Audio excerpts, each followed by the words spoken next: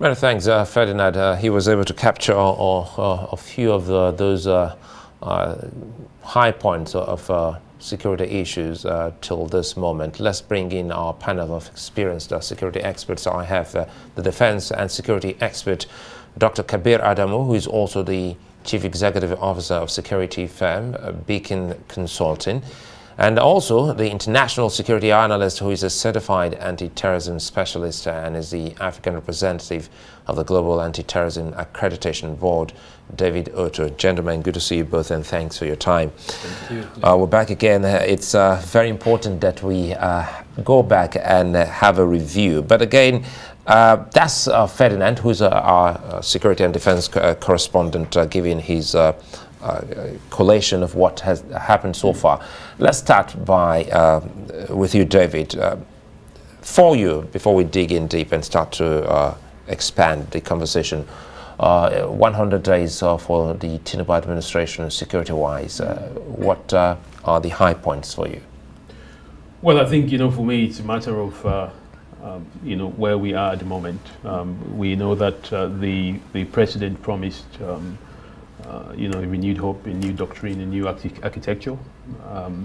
But of course, from a security point of view, you understand that there are, comprehensive strategies that, are required in terms of the operational tactics, the tactical operations, but also the capabilities of the various security agencies. And I think what the president has been able to do at this point in time is to have the various chiefs of staff, the defense chiefs, are in place. That, of course, is your foundation because you need leadership from that security architecture in order for you to achieve your objectives and your mission.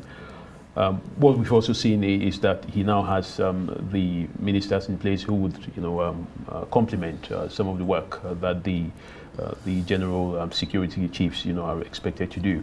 Nigeria has a plethora of security threats, and these are not the sort of threats that could be resolved within 100 days. But what I think people want to see at this point in time, which of course we can see some what I call tire marks, of that, is the setting up of the leadership. The leadership is expected to drive, the new doctrine that the president spoke about. They're expected to drive the new architecture. So that is there. But in terms of, the continuity of threats and hostilities that we've seen in areas like Plateau, Sokoto, Zamfara, and just recently at the FCT, where there was a recent kidnapping in some local government areas within Abuja. Those will not, be extinguished just by, a president's policy. You still have those threats happening. We know that the FCT minister, has spoken about what needs to be done to deal with some of those threats.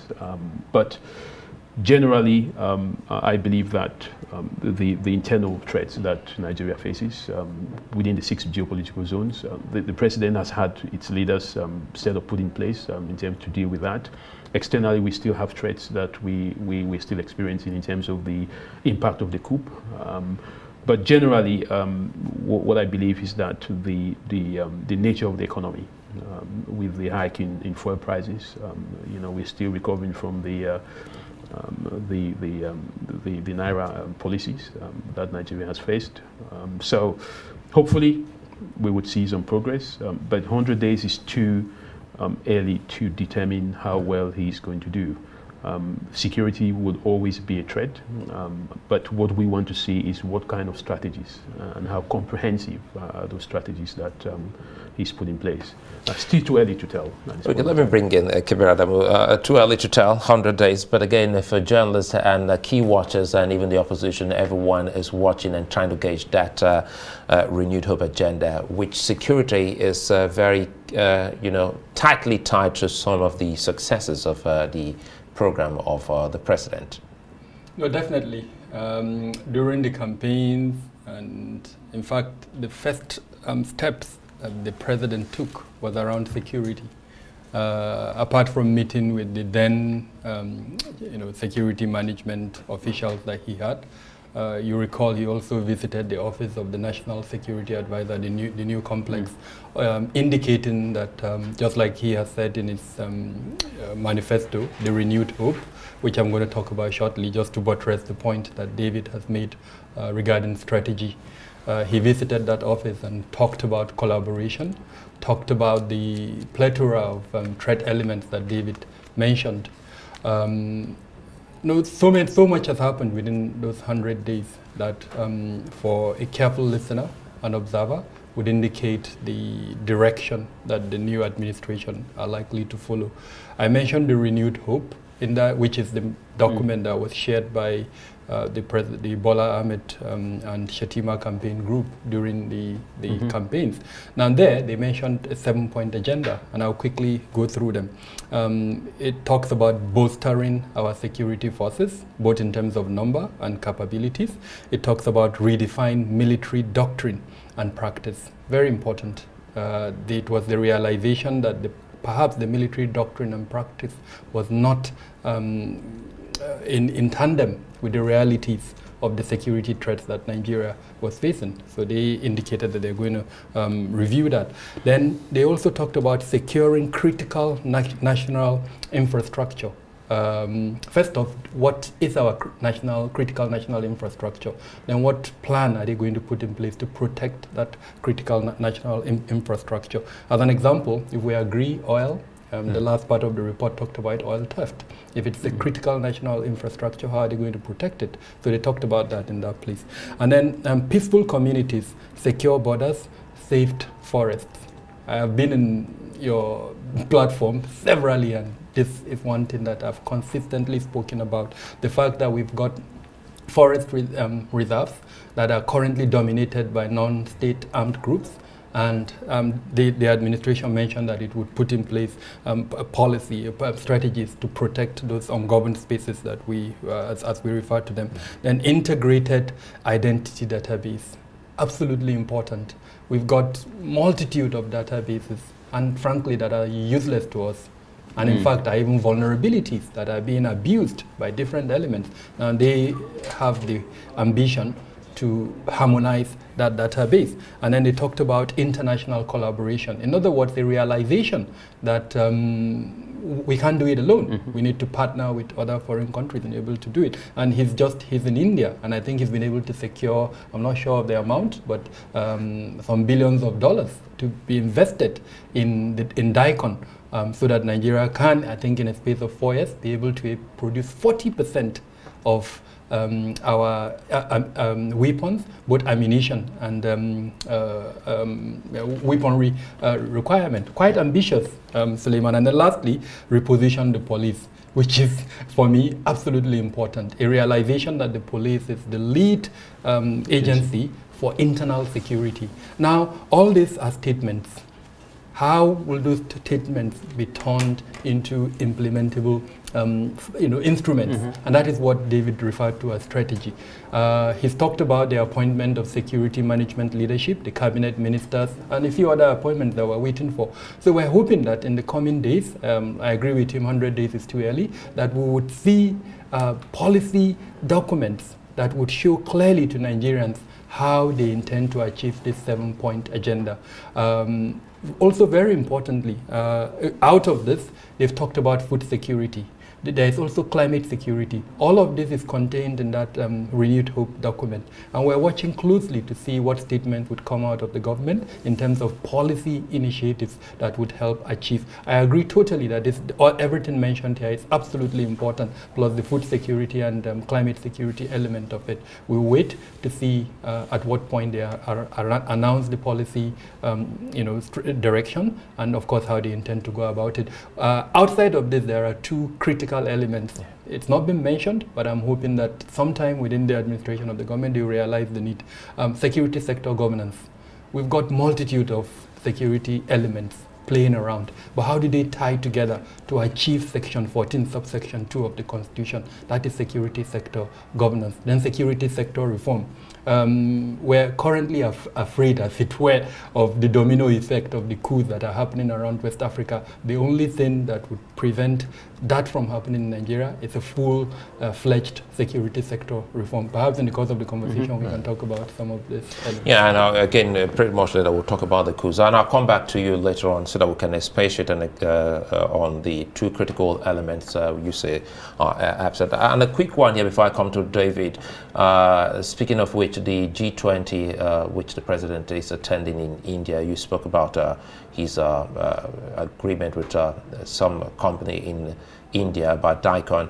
Specifically, it's a new $1 billion agreement to bring the Defense Industries Corporation of Nigeria to 40% self-sufficiency in local manufacturing and production of defense equipment in country, at least by the year 2027 through a comprehensive partnership and managing arm.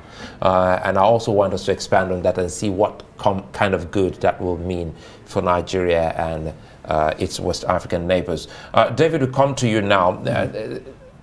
Leadership is one of the key things you spoke about. You said the security chiefs are already in place, and they've also been able to gather some gains apart from the setback and challenges we've seen, which has also caused some kind of discomfort in the hearts of many Nigerians. Speak to us on some of the key things that are already work in progress, that you and your team see as work in progress within the administration's security architecture. Well, I think what we've seen so far is more or less a continuation of what the previous chiefs have done. But of course, what Nigerians are expected to see in practice is to have that level of coordination. The president spoke about the fact that he wants to see the military and other sister agencies working together and coordinating in terms of how they deal with the national threats. I think what is more important at this point in time is to be able to see how the military chiefs establish a plan of action, and that may include identifying the existing threats that Nigeria faces in each and every one of the 6 geopolitical zones, but also try and localize that within the 36 states and of course the FCT. So once we can have that level of detailed planning, it's more or less easier for them to be able to approach the insecurity that we're facing.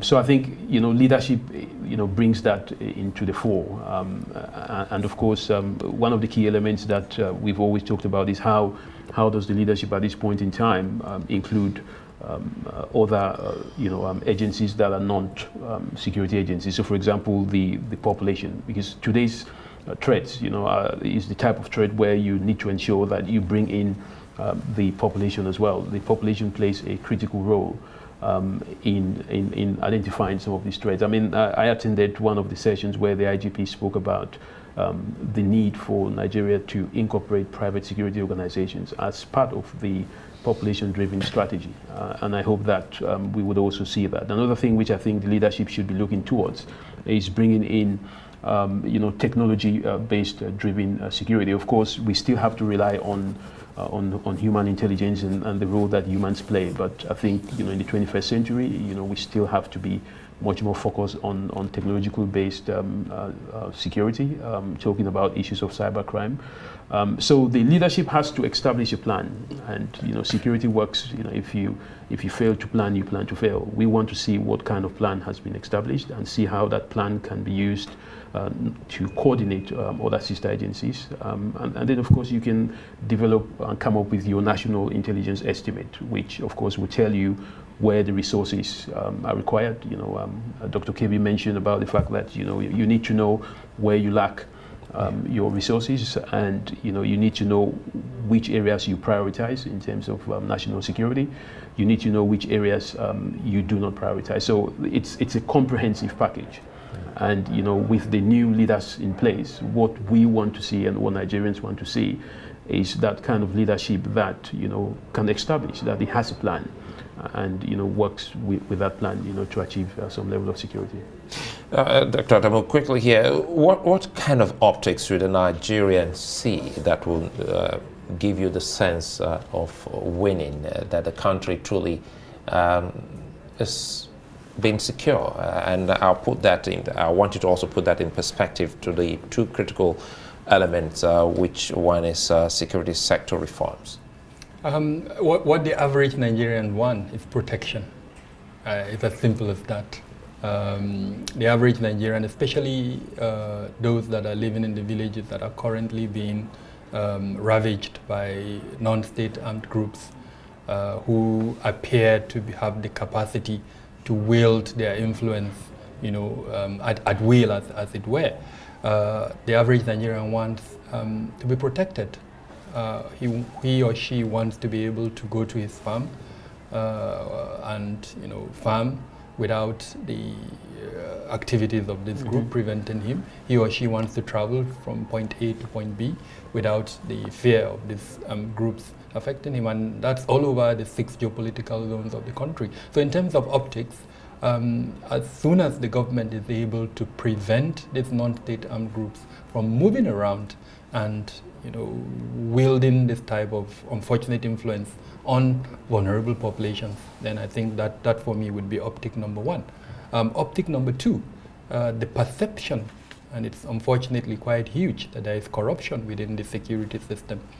If the government is able to move forward, and I'm quite happy to note that as part of its priority areas, it has indicated that it would tackle corruption. Not too long ago, the president held a meeting with, I can't remember the name of the international organization, but he talked about data, how he's going to impute data into the governance system. Now, all of those will be elements on how he can reduce corruption. The earlier he's able to move that, then I think that those are the kind of optics that Nigerians can relate to. Number 3 is this monster, quote unquote, that Nigerian leaders in the past have been unable to address, this issue of police personnel working with VIPs. If you recall, when the acting Inspector General of Police was appointed, he attempted to withdraw them, and it became a little bit embarrassing. Now, we're hoping that in the coming days, the president will step in and ensure that that happens. Those kind of optics would be, Nigerians can relate to it, and they would feel very, happy about. And then, of course, more importantly, a security sector that is able to work together. The president has spoken about collaboration, and that brings me to the security sector governance issue. He's talked about collaboration. There are about 29 ministries, departments, and agencies involved in security. And at the moment, most of them are operating in silos. If you recall, yesterday, there was an embarrassing development here in Abuja. Apparently, a woman who had some issues with a tailor invited one of the security departments, an operative from that department. He went into the market and used his gun. And before you know it, another organization that was deployed in that market stepped in. And there were contrasting reports by the two organizations, publicly released report, clearly showing that there was no coordination between the two of them. So the president has given the presidential directive that he wants to see collaboration. We're hoping that the persons around the president, and specifically the chief of staff to the president, the secretary to the government of the federation, will pick that presidential directive where he instructed collaboration, and I'll add the other 2 C's, cooperation and coordination. Pick that statement, turn it into an administrative instrument, and then come up with a strategy on how to achieve the 3 C's, collaboration, coordination, and cooperation. Those are optics that would allow Nigerians to tie into it. And more importantly, in the Renewed Hope document, and as part of the government's priority areas, I think about 7 of them, where they talked about security and then several other things as well, economy and then food security. Winning the hearts and minds of Nigerians features strongly there. So all of these things that I've mentioned, I don't think there is any other area, perhaps apart from economy, that this administration can win the hearts and minds of Nigeria if they are able to make progress in security. The moment they make progress in security, they would have won the hearts and minds of Nigerians. So it's a win-win, a low-hanging fruit, as it were, for them to just pluck, and before you know it, Nigerians can key in. The other point, which I think is absolutely important, is strategic communication. Currently, I am seeing very little of that. Strategic communication that is able to gauge what comes out and the responses of that. If you're coming out with a policy, whether it's in economy, in politics, in whatever, there is a security component to that policy. How do you gauge the consequence, the effect of that policy? How do you tie that policy into your overall objectives as a government? So I think it's absolutely important to have a strategic communication component as part of the government plan. So all of these things, if you ask me, as part of security sector governance, and then more importantly, as part of the government's desire to win the hearts and minds of the people, are low-hanging fruits that can be plucked, and the government will benefit from it. And then in conclusion, the president went to Kaduna. I think it was Jaji, the military school there, and he talked about harnessing our national powers. I think it's about time that we ask ourselves, what are the elements of our national powers? Which ones are weak and which ones are strong? And then hopefully, as part of these low-hanging fruits, focus on the ones that are strong, look at the ones that are weak. National cohesion as an example. There's this amazing institution, I love referring to them, African Polling Institute. Every year they release a report on national cohesion. And consistently they've been scoring us above the global standard, I think below 50. Consistently we've been scoring about 40. Now and in that report they identify the elements why our national cohesion is that low. Now at what point are we going to look at that and start addressing it? National powers is about those national elements. If they are in the current circumstances they are in, then believe me, there is no way we are going to address it. So all these things are things that I'm hoping. And if you notice, in all of this, I've not talked about kinetic power. Yeah. Because current security is really about the soft components. Addressing them would give you an improved national security. And truly, and that's why the strategic communication component is very key here. Let's bring you, David, again. Let's speak more about winning the hearts and minds of the people and link that to private security getting into the fray and see how they can help with what we're dealing with at the moment. Yes, of course, the overall idea of national security is that you want to make sure that the citizens do buy into the security architecture and the strategy that the government has put in place. But more importantly, as Dr. Kebi said, the citizens want to be safe. People want to travel safely. People want to make sure that their properties and their assets, are being looked after. And that's why you have the 4 Ps. We talk about the issues of protection, prevention, and pursue, and also issues of preparation. How much preparatory strategy does the government have in place? In ensuring that if, for example, there is an incident, they are prepared to respond to that. This is where citizens are given more trust, in terms of how the government's strategy works. You talk about issues of prevention, how much preventative measures are being implemented, by the government. I know that the Nigerian government is collaborating with the UK government on promoting, preventive strategies against serious organized crime and terrorism. That is still under the Office of the National Security Advisor. So we're hoping that, he would take that, from the previous NSA and then continue with it at this point in time, because preventive measures, are quite key in terms of how the government reduces the vulnerabilities of the community. People want to see that, besides catching the bad guys or throwing bombs, the government is also implementing strategies to prevent people from joining by providing them with alternative means of livelihood. Now, in the current economy, as we know, it's not the best. The issues, again, we mentioned earlier on, of the hike in fuel prices and all that. So that is another area I think the government has to work on and look into those preventative measures. My colleague spoke about protecting critical infrastructure.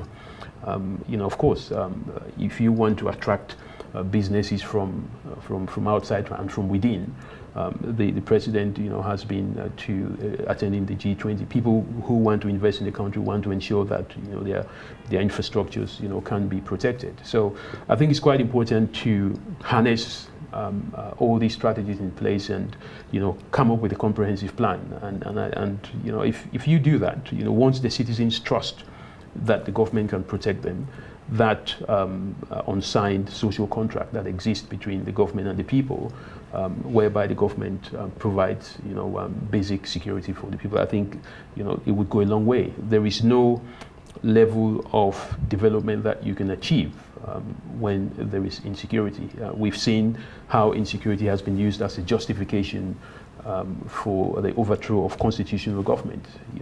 So these are very critical issues, and we want to see that the government is working day in, day out to ensure that it meets with the promises that it made. This is now the governing phase. It's no longer the campaign phase. So the government has to prove that whatever it said during the campaign, it is meeting that in practice. Well, I'm happy. I'm excited that you've actually touched on, pointed to the direction where we'll be speaking on when we come back, the people and some of the key things that will make anyone look towards self-help, as we've seen in other parts of the world. You're watching Arise Prime Time. The conversation continues. When we return, we'll be taking a look at regional security issues and again, oil theft, how it affects what Nigeria is dealing with at the moment.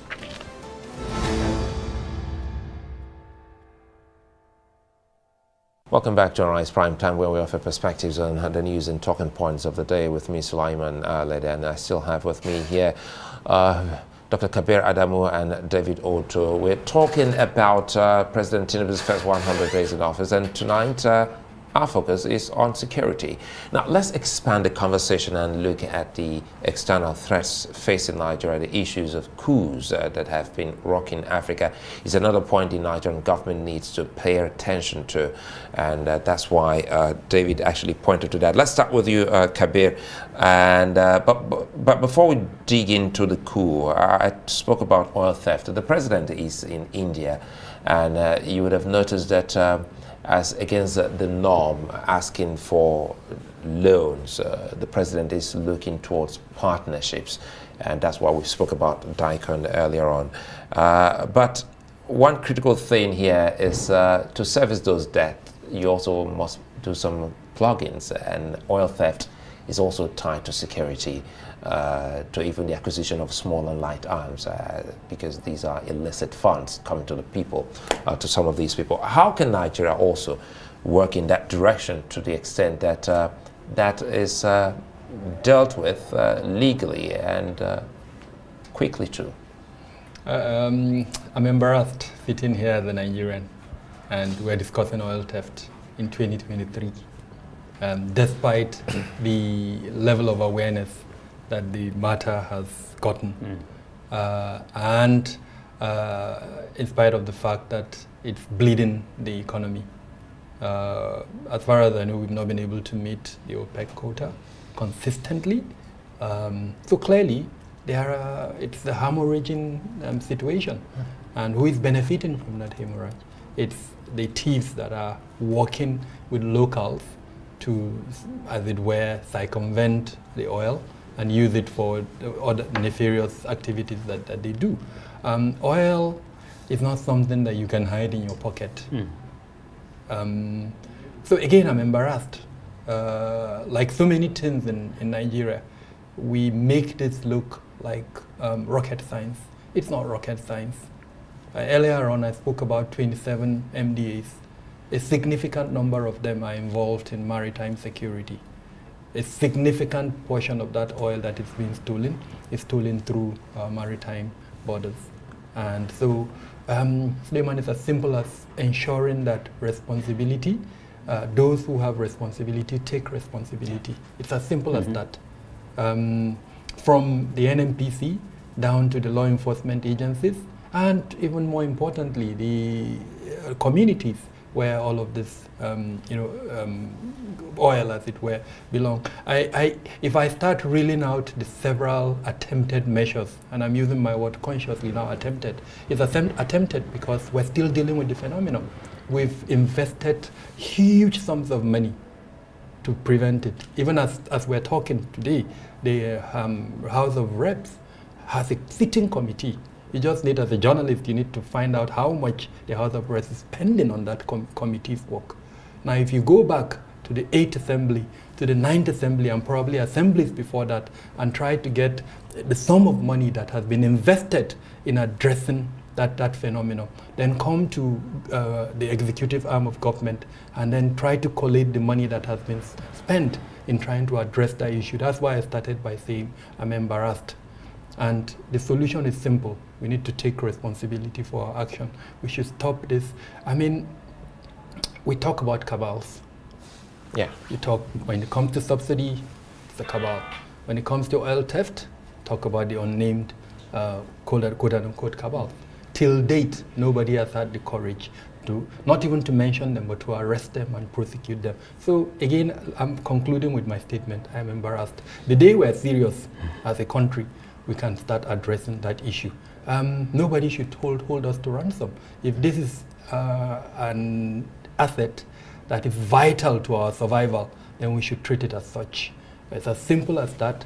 If I had any presidential authority, it is to call the agencies that have responsibility, that we have mandated constitutional responsibility for the protection of our oil assets, and give them a month to stop this phenomenon. And if they're not able to, I take action against their leadership. It's as simple as that. And David, you want to add to that before we jump into the coups, in neighboring countries? Well, I think, Dr. Kibiya said it all. When it comes to protection of critical infrastructure, you need to see a plan. Nigeria is not the kind of country, and, in the time frame that we're talking about, the 21st century, whereby you would see oil being stolen at the level at which it is being stolen. It's simply linked to the kind of corruption that we shouldn't be having in this point in time, and rightly so. It's down to the leadership. The president has appointed the heads of national security, and I think there is a need for them to come up with a strategy. And as Dr. Kibi said, it should be there should be a time frame given to them to ensure that within this time frame, we can have a reversal of the level of oil theft that is being experienced, but not just oil theft, other threats that the country is experiencing. For such a giant that Nigeria is, I think I need to jump in here for such a giant. And I recall Kabir had said about 29 agencies, around security. Is it too much of a task for the country to protect or manage its oil and other critical infrastructure? Because we see that has been given to individuals to the extent that 29 plus some individuals and counting, still we've not been able to get this sorted. It's all about commitment. It's not about the number of agencies that you have. You have 29 security agencies, but each and every one of those agencies has areas of responsibility. I think we should be looking at the Navy, for example, as a key agency in terms of protecting the oil facilities and protecting our waters. But we have seen that over the years there has always been leakages, and I think this is where the leadership of the government should stress and ensure that there is a plan. I mean, it's all about your strategic planning. It's not just giving them the go ahead to deal with, but you've got to be able to demand for a plan, and then of course from that you can then tell what level of capacity that is required, how deep is the threat, and how long it will take for you to deal with that threat. But it's down to the plan. You fail to plan, you plan to fail. Now let's jump in and see if we can close on this. Just recently, Kabir, I met two young lad, and I spoke to them. Why are you not in school here in Abuja?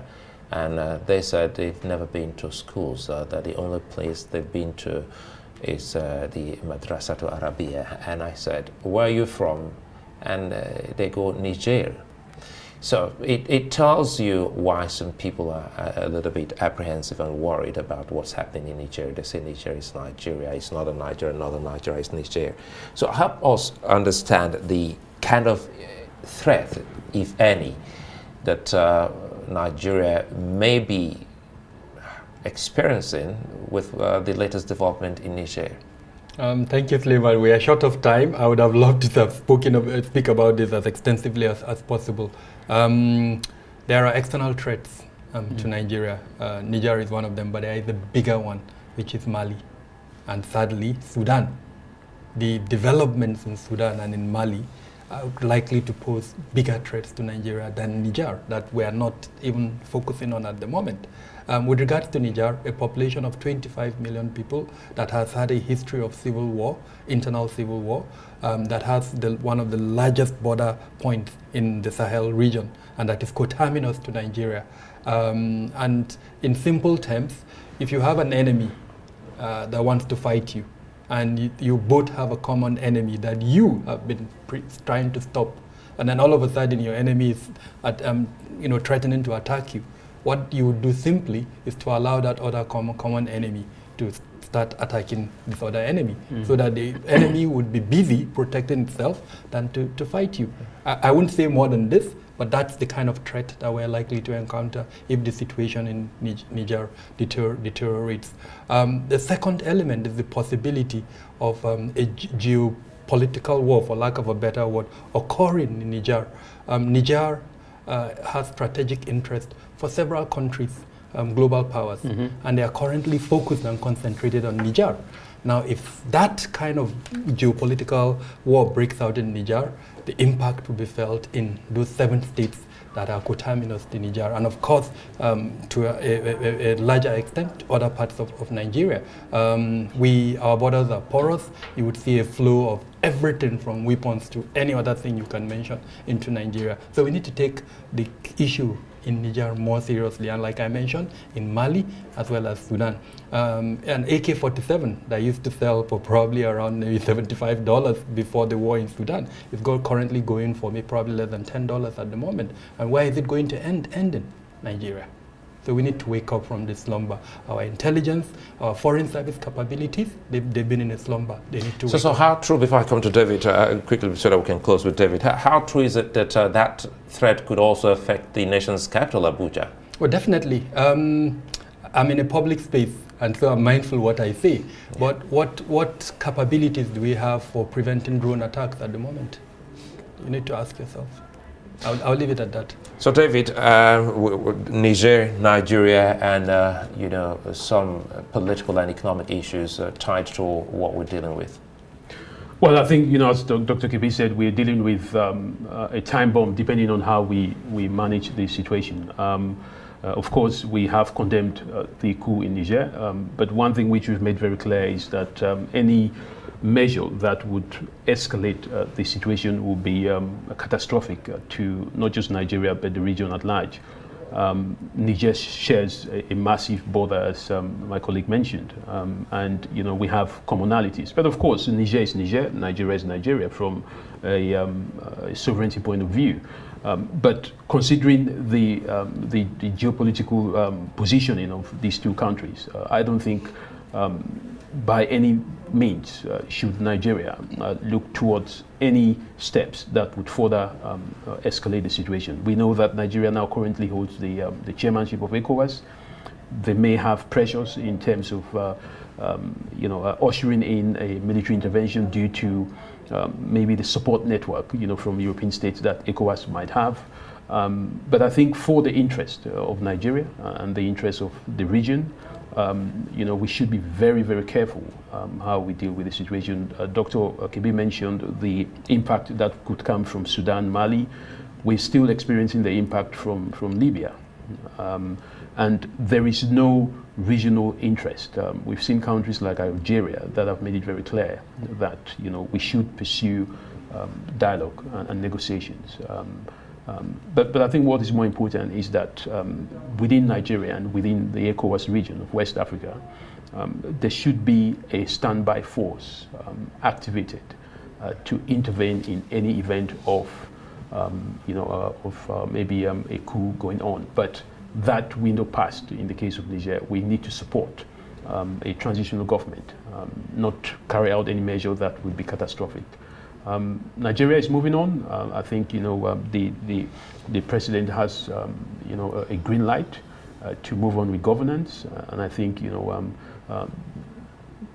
corruption and issues of injustice. These are some of the key components that lead to insecurity, and I think those issues need to be dealt with. Thank you. It's a fine place for us to leave it, corruption and issues of injustice, and we would like to thank you, David Otto and Dr. Kabir Adamu. Many thanks for your time.